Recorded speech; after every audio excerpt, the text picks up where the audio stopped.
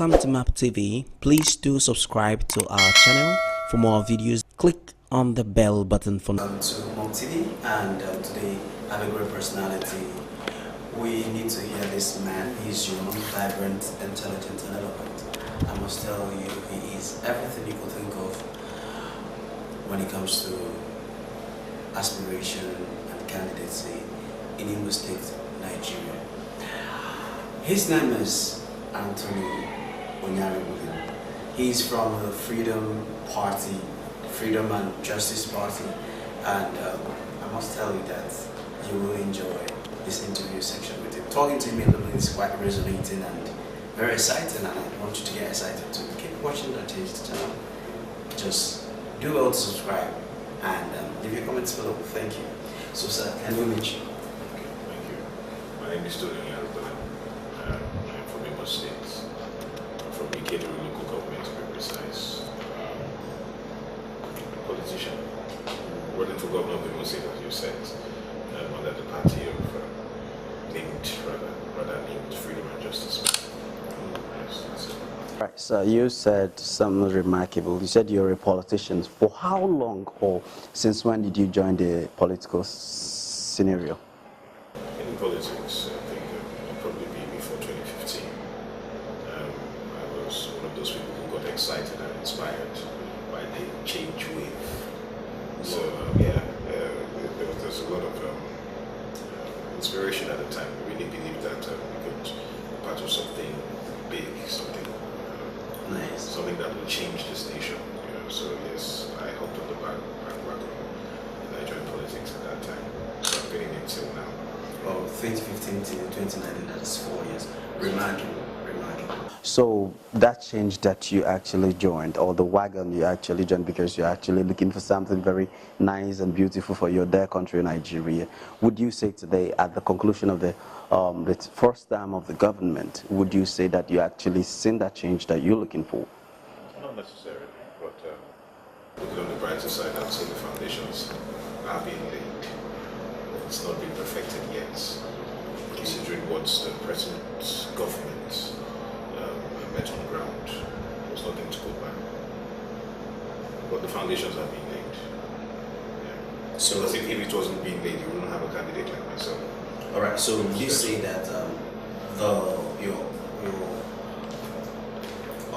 insatiability or you not being satisfied for the desired change gave rise to your aspiration. Well, with regard to my state, IMO State, yes, I would say so. I don't think that change wave even, I don't think it even came near my state, talk less of the southeast, so it's something that the north especially are beneficiaries of the southwest, or the southeast, are the beneficiaries of the policies, I might say, of the current government. That is not because the current government is insensitive to the needs of my people, but it tends to be this disconnect in leadership, in representation. I personally don't think we have proficient representation and leadership in the southeast. And it's time for my generation to step up to the plate and take charge. Okay, you joined politics 2015, I believe that's the APC, a big opposition that overthrew the ruling party, the incumbent government, and they are right now the present government, so they are on the seat to be overthrown or retained. And in IMO State, it is still APC. So why didn't you join the big party at the state level? Like, why didn't you come out? Yes, aspire from the. Well, I tried my best. I don't know how to put it. We in our country we do not have. And this I'm going to sound cliche like a broken record, but this thing about political ideology or ideology, we don't have it. The direction of a political party is as good as the leader within that confinement. So when in the States, if you have a governor, for instance, who is not replicating the policies or the body language of the federal government, There's nothing to do about it. He leads them in the direction he wants to lead them. There's really no template to follow down to the ward level. So in my case, yeah, the APC government here is very strange. So Very strange to me, maybe not to those who are still there, but to me, very strange. And you can see what happens during the primaries. You can see all the magic that happened. And everything. That's Imo State for you. That's not national, it is. Oh, okay. I am not. I am a member of another party. No doubt. You know? Yes. I shouldn't be talking like this about the APC. No, but it's not bad. You're just saying the things that give rise to your aspirations. So most of these irregularities and dissatisfactions also may have given you the reason to say, I want to bring that desired change. Another party could actually do it better. Yeah, sure. So, on talking about we believe in Nigeria about stomach infrastructure, the big wagon movement. You have to join the big one. We even desire to be the small ant in a very big environment than to be a big fish in a small environment. So put that side by side, what I'm trying to say right now.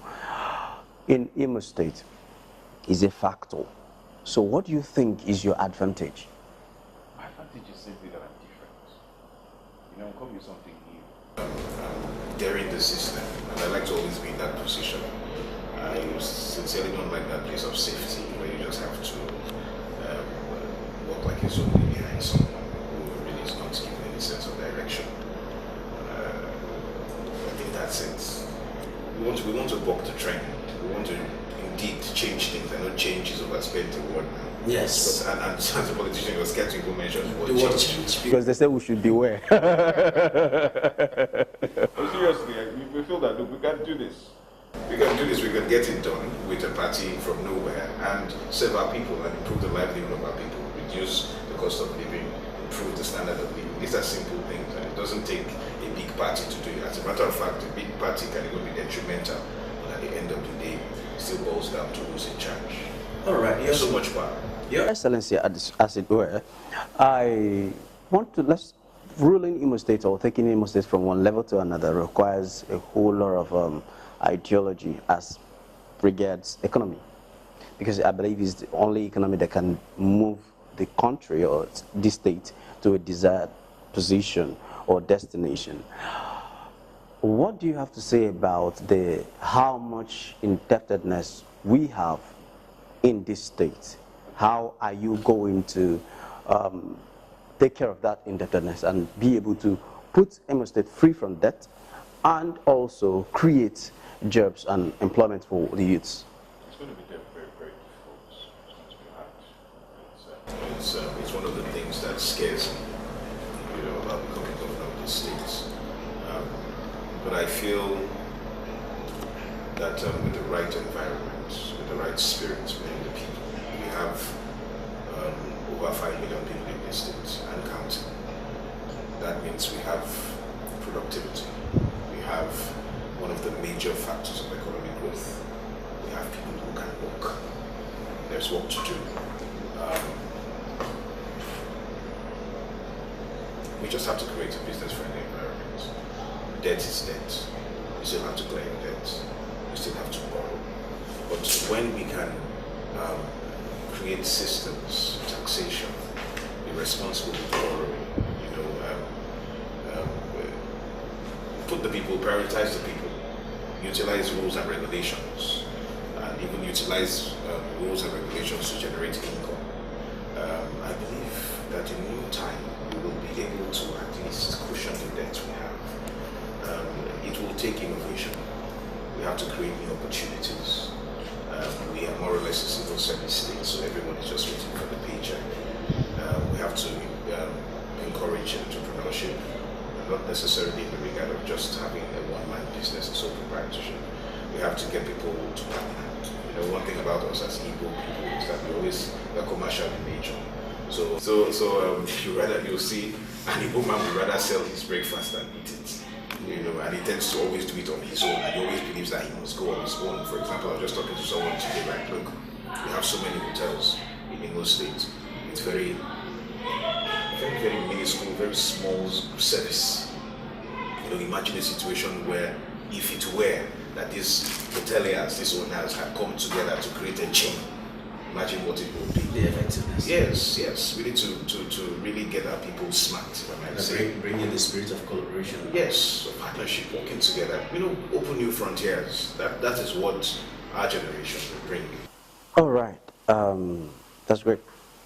Looking at it from this angle, I put up your name on my wall yesterday night. Today, in regards to the fact that I'll be interviewing you today. And somebody made a comment, and I would like you to respond to that comment. He said, leave all these people. They just want to gather a structure and make money off it. So how do you, because he believes a small party and a new person is just have this normal ideology or normal experience of people gathering one or two just to, how do you respond to that? For me, I think that person is very small-minded. That person is probably a younger person. These are the kind of people who are holding us back in these states. These are the people who, they are very, they are diminutive and little stature, feel that they always have to succumb to people who have gathered, or people who have, who have gathered money and all that nonsense. I really don't care about such statements. For me, I am determined and focused. And what bothers me every day, every night, is the comfort of my people. All right, let's get retrospective a little bit.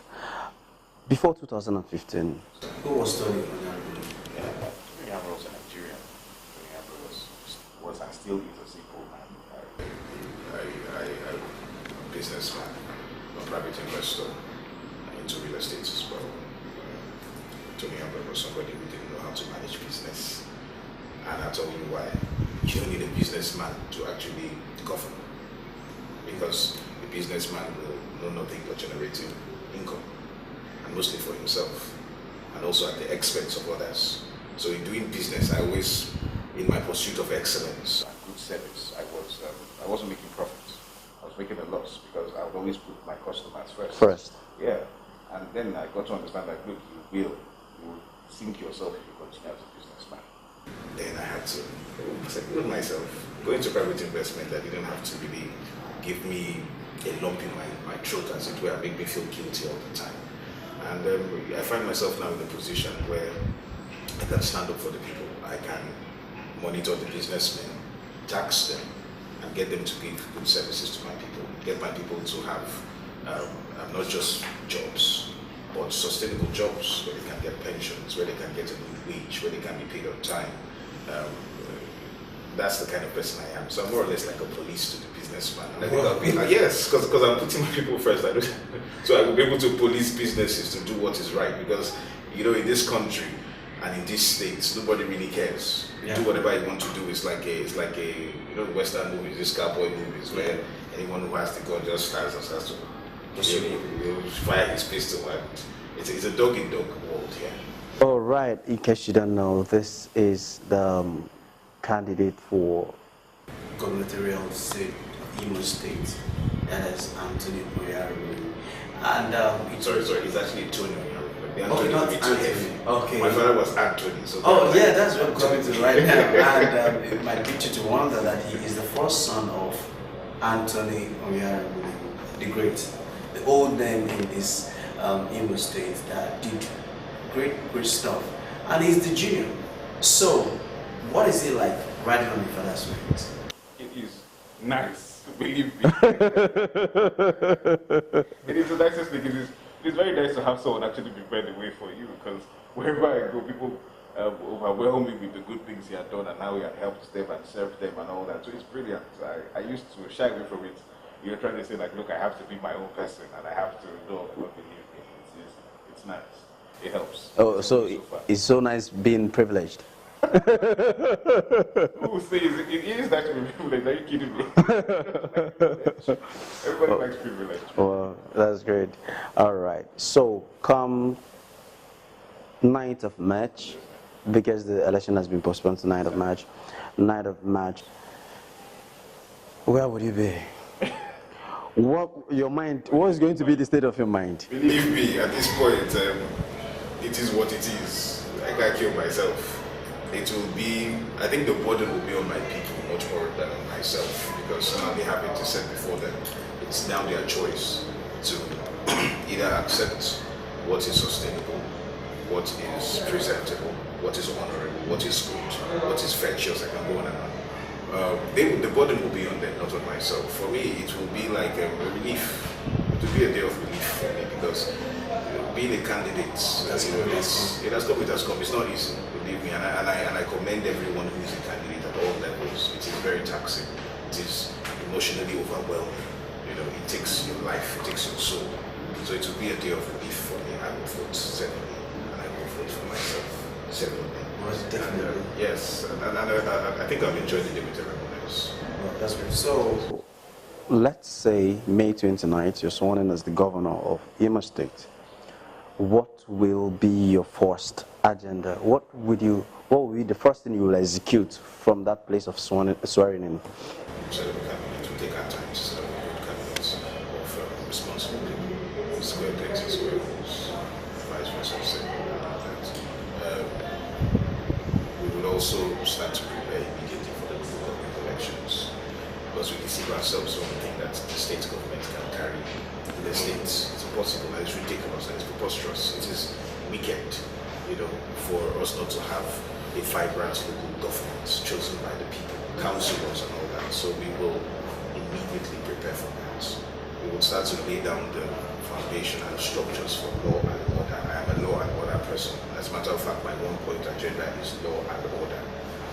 We are in states where you don't have licenses for anything. Anybody can get on, build how he wants to build. No traffic laws, no regulations. We're just like I had complained about that before. So we will start to lay down that groundwork to see that we become executors of order, of law. That is what we'll be doing. And yeah, that's it basically. all right. So, What do you think are your disadvantages? Disadvantages? Yeah, something I'm gentle, too gentle. I don't. The typical Igbo man probably maybe be punching you in the chest now, trying to get his points straight to you and all that. Very boastful and always treading some lordly. And Don't you think that don't you think that those kind of charisma, as it were, they are needed for Nigerian politics? Believe me, I think we've been bamboozled. We've been fooled to think that we need lords. This is democracy. This is not a king. Neither is this a mob nation. Sorry. No pun intended to your TV station. Yeah, sure. So we don't need gangsters to rule over us. We need men who can negotiate with everybody, because democracy is all about negotiation. Try to carry everyone along. So you need somebody who has that gentle nature, that ability to listen to people, that ability to respect people. And that's why we're always here, because we tend to believe that we need thinkers, warriors, people who have come to fight and all that. This is not a fight. This is service. This is not service. That's great. Yeah. This is service. This is not a fight. It's service. Stop fighting. That's great. So, you said something very remarkable about your agenda. You said law and order. Yes. I could refer to, the present President, Mr. Muhammadu Buhari, who said that he will make Jonathan's regime ungovernable. It's everywhere. Did Buhari say that? Yes, it was Buhari that said it. No, it was not Atiku, it was Buhari. So now I borrow that clause. I bring it down to this place. If you emerge to win and some people say we'll make Tony's administration ungovernable, how would you be able to tackle that? You're talking about a law and order man. Yes. You'll get to know what law and order is, I can assure you. Look, we're going to be tough on crime, and I've not hidden it. We will be tough on crime. We'll be tough on criminals. So that's just a threat. Then we'll see you act upon your threats and we'll get you. Great. So finally, there is a saying, or there is an insinuation, which is actually true to an extent, that anybody who becomes the governor of this state is actually going to suffer. Suffer in the sense that there is free education on ground running for 8 years. And I don't know how the governor has been able to do it. He has driven it for 8 years. And the layperson there who does not understand economy, who understands only 1 + 1 is equals to 2, does not want to know what goes behind the scene to make the free education running. What they want to enjoy is the free education. So Do you think you're going to continue the free education scheme, or you're going to shortcut it? Personally, I disagree with your notion that the layman doesn't understand, that doesn't want to understand what happens. At the backdrop or at the backstage, he does. You know, I've been campaigning, I've been meeting with her, I'm expressing to them that, look, this is not real, this is fake. There's no free education. You can't have it in this time, in this state of the world. It's impossible. I will stop it. I'll bring it to a grinding halt, a very, very grinding one at that, because it just doesn't make sense. It's not favoring the students.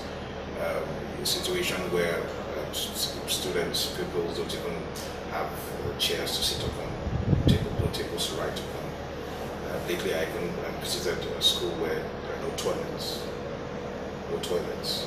You're telling me you're giving free education. That's irresponsible. We want to provide qualitative education for our children. You know, the kind of children who have been subject to this notion and idea of free education, we need to meet with them, we need to talk to them. It's sad, it's heartbreaking. They have gotten nothing. We have a situation where people are having free education, but they have to save the amount of money that they would have paid for a full tuition, for the whole study, for all time of studying. They have to pay in I don't know if it's called in bribes or in what, when you have to get Expo, or whatever. I don't know if the international audience will understand what Expo means. They have names for all these things, so let's keep it within ourselves and Nigerians. So we know what Expo is now. So you tend to pay this money at the end for your child to just pass with nothing in his or her head. This is deceitful. We're deceiving ourselves, and the man at the bottom of the rung in this state understands it. So we will stop it, and we will now start to bring quality to education, start retraining the teachers. I intend to give our children free books. That is what I will give free books, because I want our children to become studiesome, to have the ability to even learn outside the classroom. Yeah. So that's what we'll do. So we'll stop it. It just doesn't make any sense. Believe me, it makes my head pain talking about free education. Free education. That was at World War's time, colonial era. This is not. It's not feasible, right? It doesn't make sense at all. This is the last. March 9th, you did not emerge the winner. Are you going to concede defeat? And would you be able to collaborate? Because you mentioned collaboration. Would you be able to collaborate with whosoever? As a matter of fact, Don't everyone who gets to listen. March 9th, I don't emerge. I am going straight to my farm. I'm a farmer as well, so and I do enjoy farming. So I am just going straight to my farm. Politics is not something that, and I say this carefully, it's not something that I necessarily enjoy. Like, yes, I'm a politician, I am this. You see people like Tinubu and the rest of them, much as they love politics, they breathe and sleep politics. That's them. For That's me, not the kind of pedigree. for me, this is a one-off. I am more of a serviceman, and I don't know how to keep on playing this game. As a matter of fact, right now I'm being played by the game itself. So with me, I'd like to go back to my farm. I have a small, my last child is, I think it's 3 or 4 now. I don't know how it works. My father would know better. But I have little children. Come on, I like to just go back to a simple life. Thank you, sir. Thank you for giving us the opportunity to have this chat with you, and we really appreciate having you. Thank you, sir. Thank you.